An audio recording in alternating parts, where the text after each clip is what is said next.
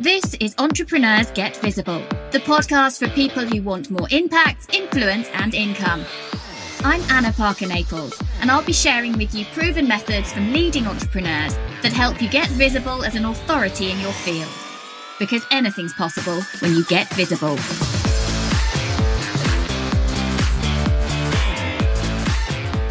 Today on Entrepreneurs Get Visible, I'm joined by Andy Lopata as we discuss how you can nurture and leverage professional relationships. Andy Lopata was labelled by The Sun as Mr. Network and was called one of Europe's leading business networking strategists by the Financial Times and a true master of networking by The Independent.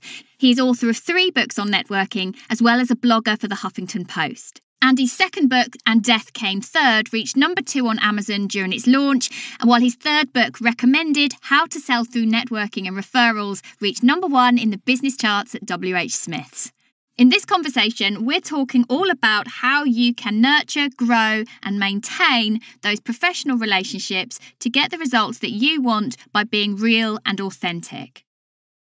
So, Andy, thank you so much for coming on Entrepreneurs Get Visible today. So we're talking a lot today about what it means to nurture your relationships in a professional way for your business. So just give a little overview on what your take on that is. My take on it is that it's essential. It's amazing how many people disregard the professional relationships that they invest time in building, or they invest time in getting the connection, should I say, but then don't do anything with them. You know, my business strapline is, and always has been, connecting is not enough, because there's a culture of how many people am I connected to on LinkedIn? How many business cards did I collect at that event? And there's very little thought to how many really strong, meaningful professional relationships do I have? And those relationships come through nurturing that connection, by getting to know them, by supporting them, by picking up the phone, by having a conversation. And it's time intensive, which puts people off, but it saves time and it leads to much more powerful results if you have people that will support you. And to put this into context, it's the difference between being absolutely hungry to get as many business cards as you can at a meeting, but then not actually doing anything sufficient to follow up. Maybe you send one email, but even that's not enough because it's not a deep relationship, is it? Absolutely. It's a core part of what I teach is the simple stuff about building business relationships, just nurturing the relationships. It amazes me how many people don't even send that one email, but it's not enough. And I talk about the 7 stages of professional relationship, and you start with recognize. If I, after this conversation, this is the first time we've spoken to each other, after this conversation, if I see you again and come across you in the next couple of weeks, I'll recognize you. But if neither of us follow up with each other, we'll soon drop out of each other's networks. So my first job is to build a wall behind that and make sure that I move on to the next stage, which is we know each other. And then you go deeper from there. But what people forget is that just exchanging business cards or connecting on LinkedIn doesn't put someone in your network. It puts them there briefly, but it doesn't keep them there. And you have to work to get to a point where actually, once you've got strong, established relationships, you could go 10 years without engaging with someone and you could pick up where you left off. And that happens to me a lot of the time. So it's that thing about making yourself memorable to somebody. Yes, but in a natural and authentic way. So what might that look like then for you? Well, let me tell you what it's not going to look like, first of all, if that's okay. When I used to run networking group, there was this thing about you got to stand out. Everyone does a presentation for a minute, and how do you stand out from the crowd? And I saw people turn up to networking groups wearing silly hats or in a particular type of dress style or whatever. If that's how you dress all the time and naturally because you're comfortable like that, then that's authentic and that's fine. If you're doing it as a gimmick to be memorable, then please stop. What makes someone memorable is, well, Dale Carnegie said it, the sweetest sound to any man is the sound of his own name. What makes people memorable is them showing an interest in you.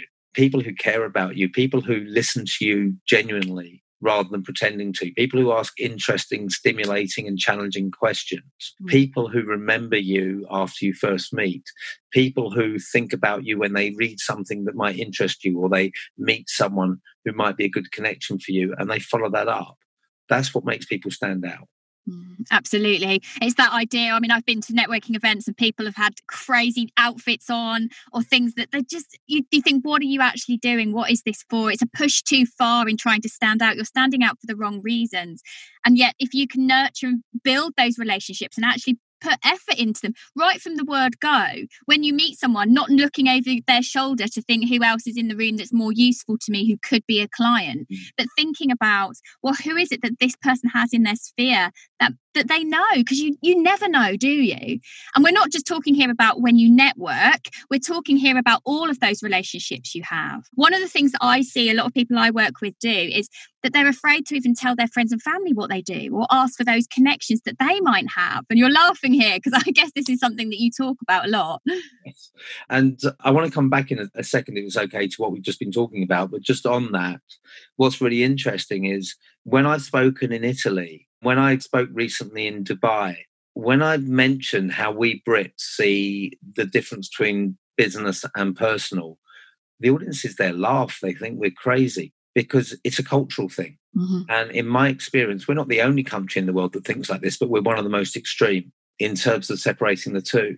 The people who most want you to succeed, the people who get the most pleasure from your success and at the same time the most pain from your struggles, mm-hmm. are the people who love you the most, and that's your friends and family. And yet we turn away from them to people who barely know us for that support. And I find that quite bizarre. I think the mistake we make is that we categorize too broadly. And rather than saying, well, here's Anna, and Anna really gets business and is interested in business, and I can have a stimulating conversation with Anna, irrespective of how we know each other, if we talk about business. And here's John on the other side, and John just wants to talk about football. And he wants to escape from his job when we socialize. So I need to remember this when I engage with Anna, and I'm okay to talk about work. But when I'm with John, it's not okay. Instead of doing that, we say, well, Anna and John are friends and family, therefore I'll treat them both the same way and not talk about work. And I think that's the mistake we make. We put everyone in the same broad category rather than engaging with them as individuals, which is what we should do. Yeah.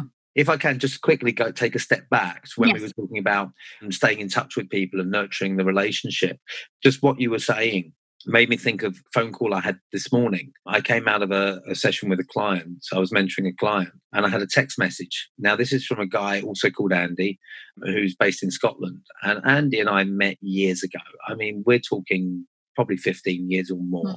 And we've always got on, but we've seen each other very rarely. I mean, I think the number of times we've met in person, you could probably count on the fingers of both hands, if not one. But what Andy is brilliant at is just picking up the phone every now and then, just for conversation. And he's very respectful of time. He texted me today. He said, I know you're really busy, but I'd really appreciate a few minutes catch up if you've got time before Christmas. You know, we're a good few weeks away, at the time we're recording this. And I'm happy to return that call. And I did it immediately, even on a busy day, because I know Andy's spirit. And Andy actually asked me last time we spoke, he said, I don't always understand why people are willing to give me the time when I do this. And I said, because we know you're not looking for something. You're just staying in touch. And I really respect that.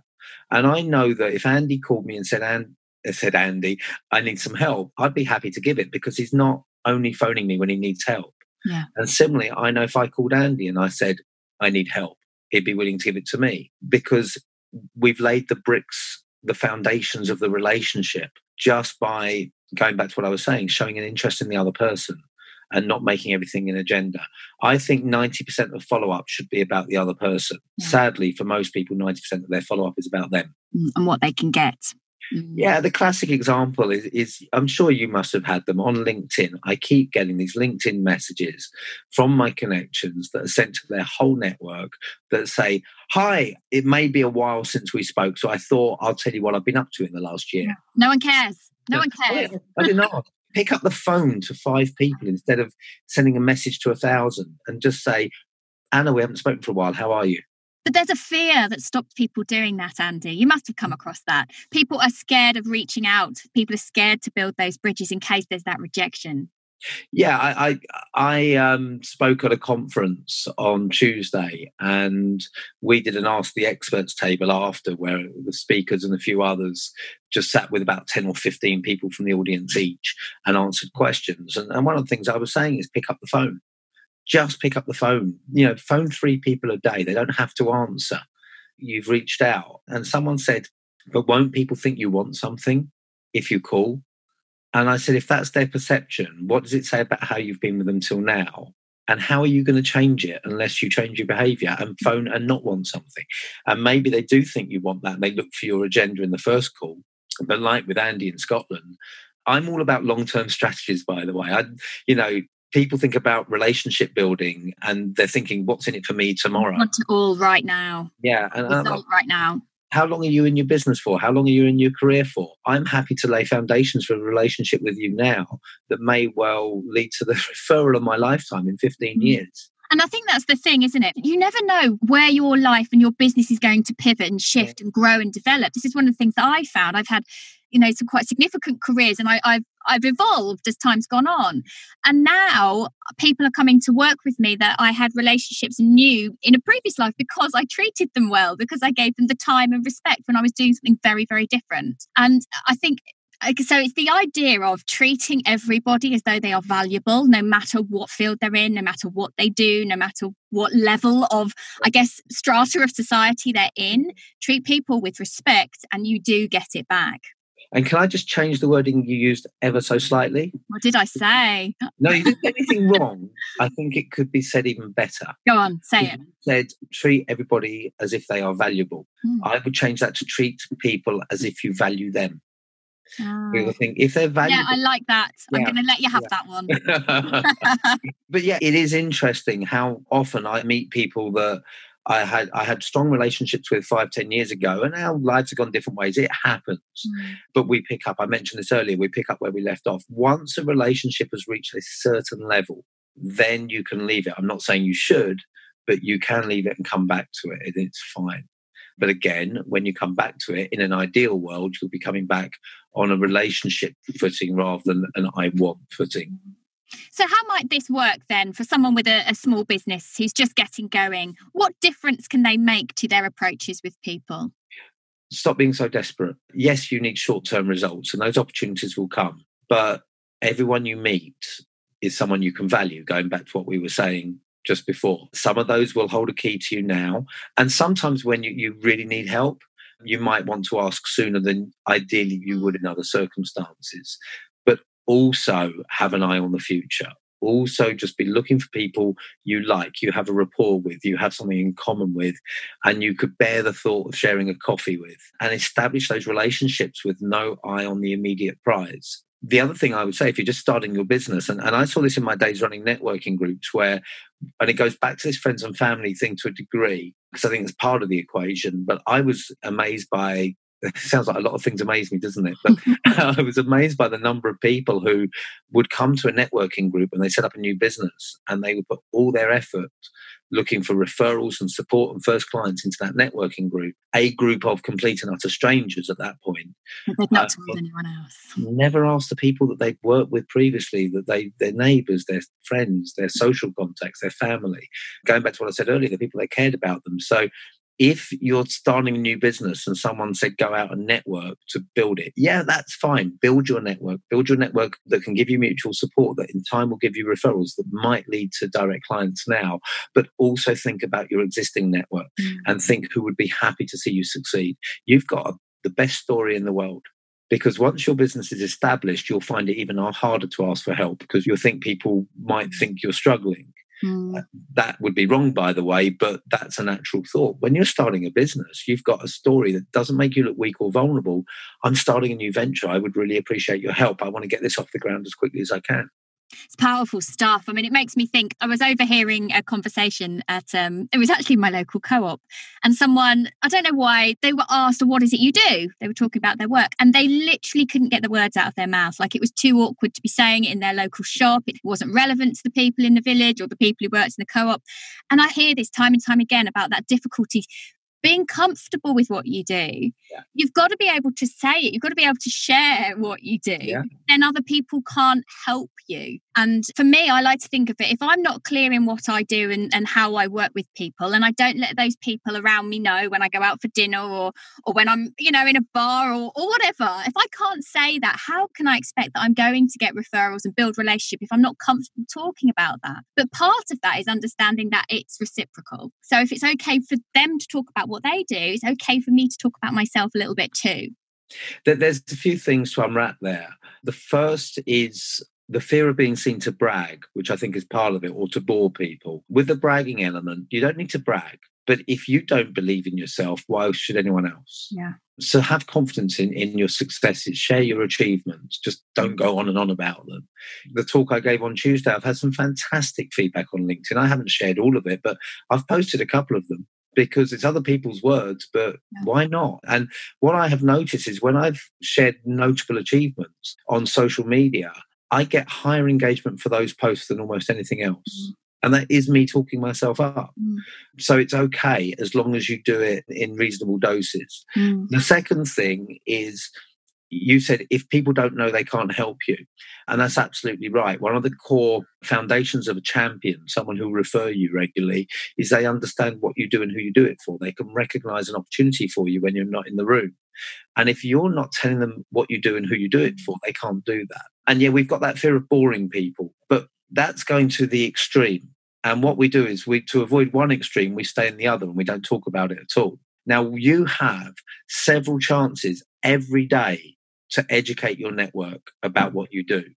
And if you're like 99.9% of other people, you spurn them, because several times a day, people say to you, how's work? How's business? And what do we always answer? Oh, yeah, okay. We turn into Kevin the teenager. It's monosyllabic answers. All right. It's quite a British thing. Fine. It's quite a British thing to any question where you ask, how are you? Or how is this? Yeah, fine. Yeah, not bad. But actually, even if we take a more bullish, positive approach, we say it's great, it's good, it's going really well. We don't elaborate on that. Now, what I'm not advocating is you say, oh, I'm really glad you asked me that. How long have you got? A couple of hours? Come and sit over here and let me talk you through everything that's happened. I actually really want to hear your response, Andy. How's work? Yeah. Well, so for example, if you ask me how's work this week, I would say it's really good. I've just won a new client for early next year, which is really important to me. One sentence. That's it. Yep. Now, there's two types of people that ask you the question. There's those that care and those who don't.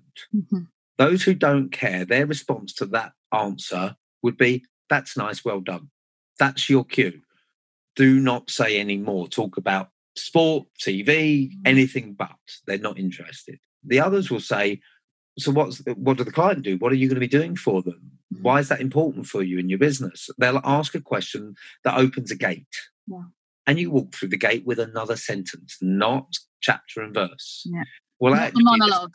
Yeah. So it's a talk for organisations in this particular industry, the conference they're running. I think it holds a big opportunity for me. Again, they'll either say, that's nice, we've got as far as I want to in this conversation. Or so what sort of opportunities would it open? I didn't know you worked with that industry. Another gate's open, another sentence. So you walk through a gate at a time. You let them lead you through or slam the gate in your face, and then you know.